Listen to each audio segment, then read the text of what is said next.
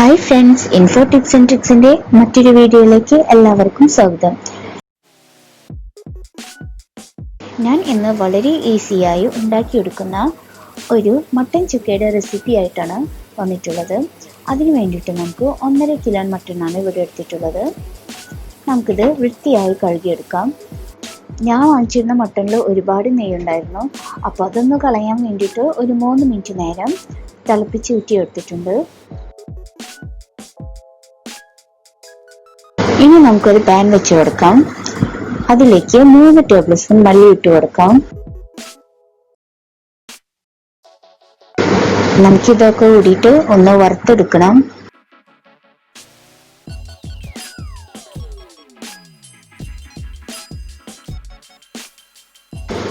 ഇനി നമ്മുടെ എരിവിന് ആവശ്യമായ വറ്റൽമുളക് ചേർത്ത് കൊടുക്കാം.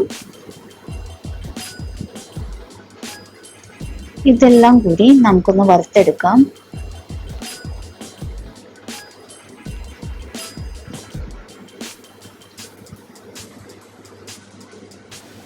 നമുക്കിനി ഇതൊന്ന് ക്രഷ് ചെയ്തെടുക്കണം.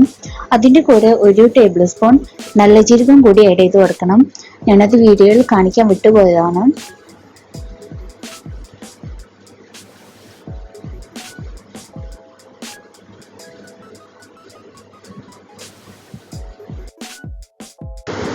ഇനി നമുക്കിതെല്ലാം കൂടി ഒന്ന് ക്രഷ് ചെയ്തെടുക്കാം.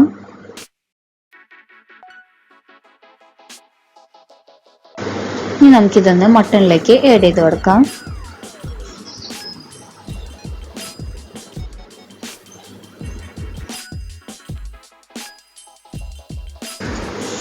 ഇതിലേക്ക് നമുക്ക് ഒരു 1/2 ടേബിൾ സ്പൂൺ മഞ്ഞൾപ്പൊടി ആഡ് ചെയ്യാം. ആവശ്യത്തിന് ഉപ്പും ആഡ് ചെയ്ത് കൊടുക്കാം. ഇനി ഇത് വേവാൻ ആവശ്യമായ വെള്ളം ചേർത്ത് കൊടുക്കാം. അപ്പോൾ നമ്മുടെ മട്ടൺ അവിടെ കുക്കായി വരുന്നുണ്ട്. അപ്പോഴേക്കും നമുക്ക് അതിലേക്കുള്ള സബോള വെച്ച് ഒന്ന് വഴറ്റിയെടുക്കാം.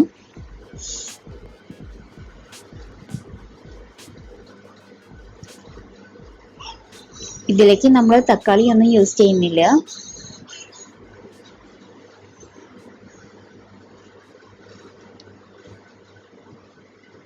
അതിലേക്ക് ഇനി ഒരു 4-5 പച്ചമുളക് ആഡ് ചെയ്ത് കൊടുക്കാം.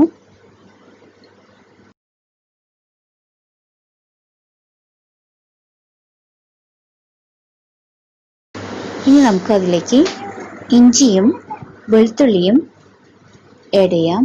ഇത് ഞാനിവിടെ ഒരു പേസ്റ്റ് ആക്കിയിട്ടാണ് വെച്ചിട്ടുള്ളത്. അപ്പോൾ അതിൽ നിന്നാണ് ആഡ് ചെയ്ത് കൊടുക്കുന്നത്. ഇനി നമുക്കിതെല്ലാം കൂടി ഒന്ന് വഴറ്റിയെടുക്കാം.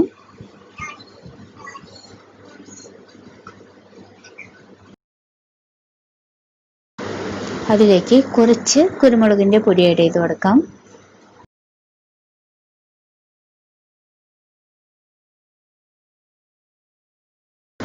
അപ്പം നമ്മുടെ മട്ടൺ അവിടെ കുക്കായി വന്നിട്ടുണ്ട്. ഇനി നമുക്കിതിലേക്ക് അത് ആഡ് ചെയ്യാം.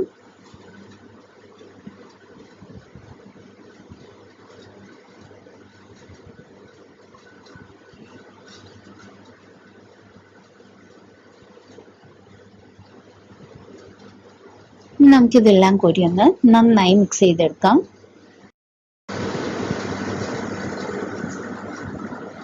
ഇതെല്ലാം ഇപ്പോൾ നന്നായി മിക്സ് ചെയ്തിട്ട് ഒരു 10 മിനിറ്റ് നേരം നമുക്ക് അടച്ചു വെച്ച് വേവിച്ചെടുക്കാം.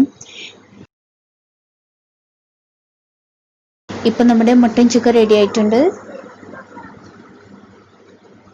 വളരെ ടേസ്റ്റിയായ ഒരു റെസിപ്പിയാണ്. അപ്പം എല്ലാവരും ഒന്ന് ട്രൈ ചെയ്ത് നോക്കണം. കമൻറ്റുകൾ പറയണം. അപ്പോൾ അടുത്ത വീഡിയോയുമായി വരും വരെ ബൈ.